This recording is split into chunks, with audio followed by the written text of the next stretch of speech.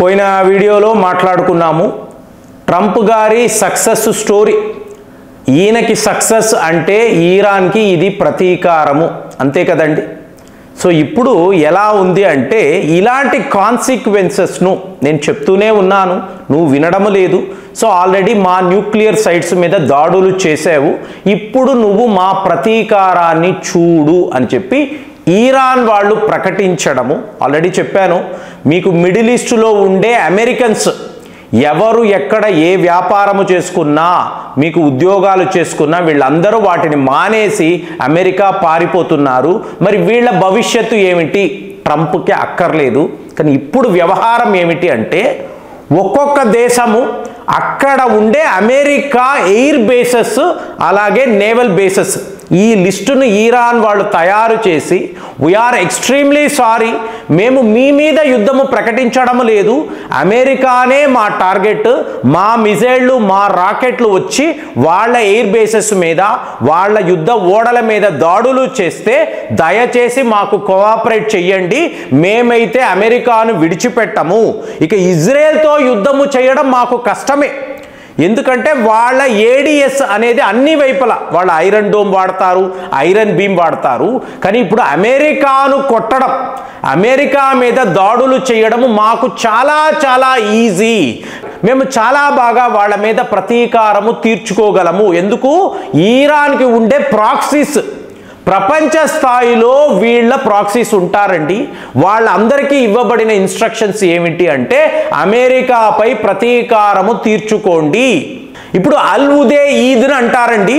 ఇది ఎక్కడ అంటే ఖతార్లో ఉండే, అంటే మిడిల్ ఈస్ట్లో the largest American military base ఎక్కడ? ఖతార్లో ఉంది. ఇక్కడే ఆ 40 విమానాలను కూడా వాళ్ళు డిప్లాయ్ చేసి రాత్రికి రాత్రి వాటిని అక్కడ నుంచి వీళ్ళు తరలించేశారు, వేరే ఎక్కడికో తీసుకువెళ్ళిపోయారు. నెక్స్ట్ డే మీకు ఇలాగ దాడులు జరిగాయి. ఇప్పుడు ఈ బేస్, ఈ మిలిటరీ బేసు మీద ఇరాన్ ఎలాంటి దాడులు చేయబోతుంది అంటే కొత్త కొత్త అస్త్రాలను వాళ్ళు బయటికి తీస్తున్నారు. ఇంతకు ముందు ప్రపంచము చూడని మీకు ఆయుధాలు అనేవి ఇరాన్ వద్ద ఉన్నట్టుగా వార్తలు. సో ఇప్పుడు ఖతార్ అనబడే దేశము ప్రమాదంలో పడింది, అందులో నివసించే అమెరికన్స్. సో ఇది నెక్స్ట్ చూశారు అనుకోండి, ఇరాక్.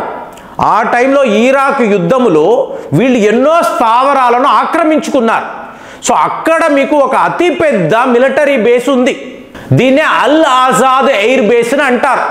వేల సంఖ్యలో మీకు అమెరికన్ సైనికులు ఉంటారు, విమానాలు ఉంటాయి. ఇప్పుడు దీని మీద మేము దాడులు చెయ్యబోతున్నాము, సర్వము సిద్ధము చేసేము అని చెప్పి ఇరాన్ అంటుందంటే అక్కడ ఉండే ఆ అమెరికన్ సైనికుల పరిస్థితి చూడండి. వీళ్ళు ఎక్కడో కూర్చొని ఆర్డర్స్ ఇచ్చేసి హాయిగా వైట్ హౌస్లో ఎవడో దిక్కుమాలిన వాడితో లంచ్ చేస్తూ కూర్చొని ఉంటారు. కానీ అక్కడ మీకు వాళ్ళ సైనికులు, అమెరికన్ పౌరులు, వీళ్ళ పరిస్థితి చూడండి. ఇప్పుడు ఇరాన్ మేము ఏమి చెయ్యలేమండి, మేము పౌరులను టార్గెట్ చెయ్యము, కానీ వాళ్ళు చేసిన పనికి అమెరికా సైన్యాన్ని విడిచిపెట్టాము అంటే పరిస్థితి ఒక్కసారి మీకు జనవరి 2024లో ఇదే జరిగింది. అంటే మీకు క్వాసిం సులైమాని విషయం మీకు తెలిసే ఉంటుంది. 2020లో ఈయన ఇరాక్లో ఉన్నప్పుడు, బాగ్దాద్లో ఉన్నప్పుడు అమెరికా వాళ్ళు ఇతని మీద ఒక మిజైల్ని, ప్రిడేటర్ మిజైల్ని వాడి ఇతన్ని హత్య చేశారు. ఆ టైంలో ఇరాక్లో ఉండే ఈ బేస్, ఇదే బేస్ అండి, దీని మీద ఇరాన్ తమ మిజైళ్లు వాడారు, చాలామంది అమెరికా సైనికులు మరణించారు. ఇప్పుడు కూడా సరిగ్గా అదే జరగబోతుంది. అంటే వేల సంఖ్యలో మీకు యుఎస్ఏ ఆర్మీ అక్కడ ఉంది. మరి వీళ్ళని ఎవరు కాపాడతారు? సో కాపాడే పరిస్థితి ఉంటుందా? మళ్ళీ ఇజ్రాయెల్ ఈ పని చెయ్యాలి అంటే చాలా చాలా కష్టం అండి.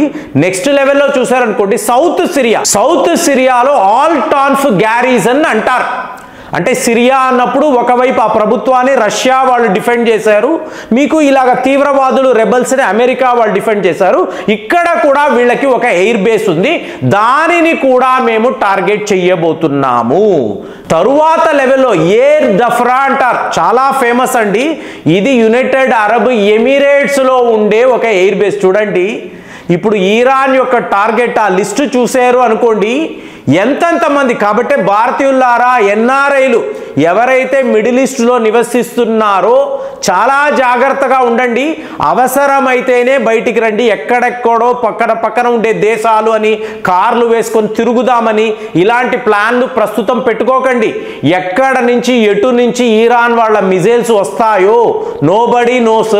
అమెరికా టార్గెట్ అంటారు, అక్కడ ఒక ఎయిర్ బేస్ ఉంటుంది, దాని మీద తీసుకొచ్చి ఒక పెద్ద మిజైల్ వేశారు అనుకోండి, పరిస్థితి ఏమిటి? అక్కడ పొరపాటున మన వాళ్ళు ఉన్నారు అనుకోండి, మరి మన వాళ్ళ ప్రాణాలు ఎంత ముఖ్యం మనకు. సో ఇదంతా ఇవాళ ఇండియన్ గవర్నమెంట్ ఆలోచిస్తుంది. దయచేసి అవసరం ఉంటేనే ఇంటి నుంచి బయటికి రండి, లేదా మీరు సేఫ్గా ఉండండి. పరిస్థితులు మిడిల్ ఈస్ట్ త్వరలోనే ఒక నరకములాగా మారబోతుంది. ఎందుకు అంటే ఈ ఎయిర్ బేసెస్ మీద ఇవన్నీ కూడా చాలా చాలా కాస్ట్లీ అసెట్స్ అండి. అమెరికా వాడి విమానాలు, ఓడలు, వాడి బిల్డింగ్స్, అక్కడ ఉండే సైనికులు చాలా కాస్ట్లీ. ఇప్పుడు వాళ్ళ మీద ఇరాన్ వాళ్ళు చాలా పెద్ద దాడులు మొదలు పెడితే మీకు ఇది ఒక ఫుల్ ఫ్లెడ్జ్డ్ వార్ అవుతుంది. ఇరాక్ అనబడే దేశము ఇరాన్ కాదు, క్లియర్గా చెప్తున్నారు. వాళ్ళ వద్ద ఇలాంటి అస్త్రాలు ఉండేది కాదు.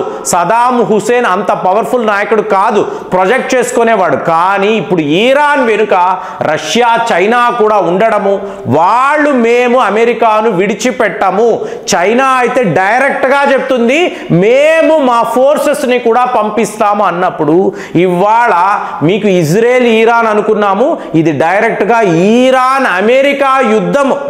సో ఇప్పుడు ఈ లిస్టు చూసినప్పుడు ఎన్ని దేశాలు, ఇప్పుడు ఇందులో సౌదీ అరేబియా ఉంటుంది, మీకు యునైటెడ్ అరబ్ ఎమిరేట్స్, ఖతార్ ఉంటుంది, బహ్రెయిన్ ఉంటుంది, సిరియా ఉంటుంది, ఇరాక్ ఉంటుంది, ఇన్ని దేశాలు. ఫ్రెండ్స్, ఇక్కడ ప్రాబ్లం ఏమిటంటే ఈ దేశాలు ఉన్నాయి చూసారా, ఇక్కడ నుంచే మీకు చమురు సరఫరా, ఆయిల్ ప్రొడక్షన్ వివిధ దేశాలకు ఇక్కడ నుంచే కార్గో షిప్స్ వెళతాయండి. ఇవాళ స్ట్రెయిట్ ఆఫ్ హార్మోస్ని మేము మూసివేసాము అంటే ఆల్రెడీ మూసేశారు. తక్కిన పాత్స్, మిగతా దారులు ఉంటాయి చూసారా, వాటిని కూడా టోటల్గా మేము బంద్ చేస్తున్నాము అని చెప్పి ఇరాన్ అంటున్నారు అనుకోండి. మరి 30% ఆయిల్ ప్రొడక్షన్ సప్లైస్ ఈ దారి గుండానే జరుగుతుంది. చైనాకు కూడా ఇటు నుంచే ఆయిల్స్ వెళతాయి కాబట్టే వాడు ఇంతలాగా ఇన్వాల్వ్ అయి ఉన్నాడు. సో ఇవాళ ఈ దారి అంతా కూడా, ఈ సముద్ర మార్గం అంతా కూడా వీళ్ళు ఇరాన్ వాళ్ళు మూసివేశారు అనుకోండి. మూసేసి హూదీస్, హమాస్, హిజుబుల్లా వీళ్లకు కావలసిన ఆయుధాలను ఇచ్చి, ఆల్రెడీ హూదీస్ ప్రకటించేశారు అమెరికా ఇజ్రాయెల్కి సంబంధించిన ఒక ఓడను కూడా, ఆ ఓడలు ఎక్కడ ఉన్నా మేము వెళ్ళి ధ్వంసము చేస్తాము, మేమైతే విడిచిపెట్టమని హూదీస్ కూడా, అంటే యామెన్ కూడా డైరెక్ట్గా ఇరాన్తో కలిసిపోయి ఈ యుద్ధంలో ఉన్నారు అన్నప్పుడు ఈ సమీకరణను చూసారు అనుకోండి, ఇరాన్కు ఉండే ఈ బలము, ప్రాక్సీస్ బలము ఎక్కడెక్కడో ఉంటారు. వీళ్ళు ఏ దేశమైనా వెళ్ళగలరు, అక్కడ ఎవరిపైనైనా కూడా దాడులు చేయగలరు. అలాంటప్పుడు మీకు అమెరికా ఎంత ప్రమాదంలో పడించుంది. 3 న్యూక్లియర్ సైట్స్ అనుకున్నారు, ఇవాళ అమెరికా యొక్క 10కి పైగా ఉండే ఎయిర్ బేసెస్ ప్రమాదంలో పడినప్పుడు వాళ్ళ సైనికులు ఇప్పుడు ఇబ్బంది పడుతున్నారు అన్నప్పుడు మీకు అమెరికాను ఎవరు కాపాడతారు? అంటే ఇజ్రాయెల్ని కాపాడడానికి అమెరికా ఉంది అన్నారు. ఇవాళ అమెరికాను కాపాడడానికి అంటే డైరెక్ట్గా వెళ్ళి అమెరికాను ఏమి చెయ్యక్కర్లేదు కదండి, అక్కడ నివసించే ప్రజలు సేఫ్ అనుకోవచ్చు. కానీ వాళ్ళకు సంబంధించిన బంధువులు, మిత్రులు ఎంతో మంది మిడిల్ ఈస్ట్ అంటే ఇక చాలా దేశాలు కదా, మీకు బాగా రిచ్ కంట్రీస్ ఉంటాయి, అక్కడ ఉద్యోగాలు చేస్తున్న వాళ్ళు, కుటుంబాలతో నివసిస్తున్న వాళ్ళు, వాళ్ళందరూ ఇప్పుడు ఇవాళ ప్రమాదంలో పడ్డారు అన్నప్పుడు ఇరాన్ యొక్క ఈ ప్రతీకార దాడి, ఈ హాట్ లిస్ట్, ఇందులో అమెరికా చిక్కుకుపోయిందా? ఇప్పుడు అమెరికా యొక్క ఎయిర్ బేసెస్, నేవల్ బేసెస్ను కాపాడడానికి డొనాల్డ్ ట్రంప్ ఏం చెయ్యబోతున్నారు? సో ఇది అందరూ ఆలోచిస్తున్నారు. మరి మీరు చెప్పండి, ఇరాన్ ప్రతీకారం ఎలా ఉంటుంది? కామెంట్స్లో రాయండి. మళ్ళీ వచ్చే వీడియోలో కలుద్దాం. జై హింద్.